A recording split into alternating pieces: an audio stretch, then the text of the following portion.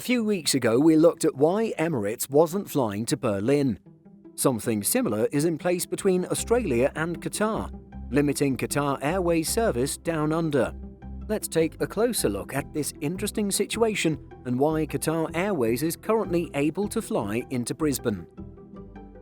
Qatar and Australia's existing bilateral air services agreement limits Qatar Airways to 21 flights per week to Australia's biggest international airports: Sydney, Melbourne, Brisbane and Perth.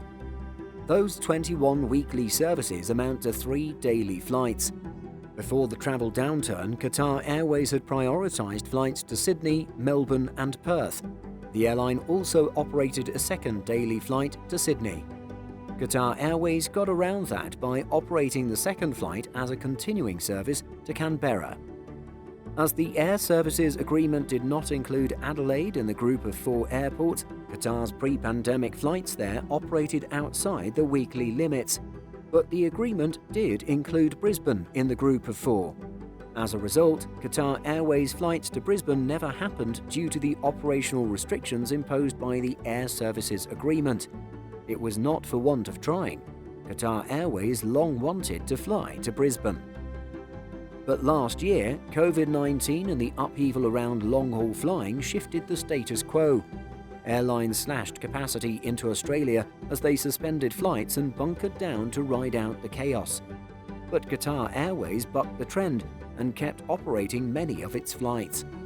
At the same time, the Australian government loosened rules in air services agreements to keep essential travel flowing. That allowed Qatar Airways to start flying to Brisbane. In March 2020, Qatar Airways began operating a thrice-weekly Boeing 777-300ER service between Doha and Brisbane. QR898 has mostly kept flying since then, with the Boeing 777 departing Doha on Mondays, Wednesdays and Saturdays.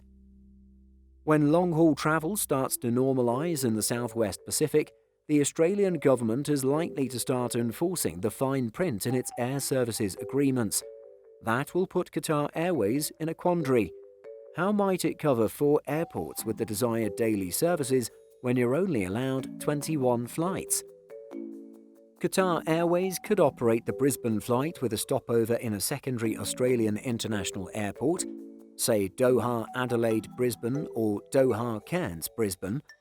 Like Qatar's tag flight between Sydney and Canberra, such flights would get around the capacity limits. Ideally, Qatar Airways would like Australia and Qatar to revisit their air services agreement.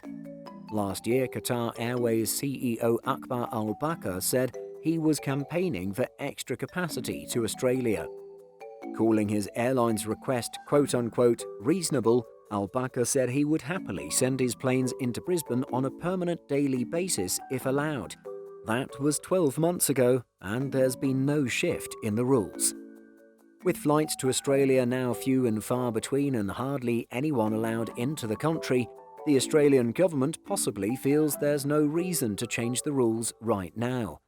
But once flying starts to normalise again, possibly as soon as next year, Qatar's capacity constraints into Australia will come into the spotlight again, and Brisbane flights will be one of the pawns in play. What do you think Qatar Airways should do with its limit of 21 weekly flights to Australia? Which cities should the airline serve? Let us know by leaving a comment. In addition to our daily YouTube videos, Simple Flying publishes over 150 articles and a podcast every week. If you're looking for the latest aviation news and insights, visit simpleflying.com.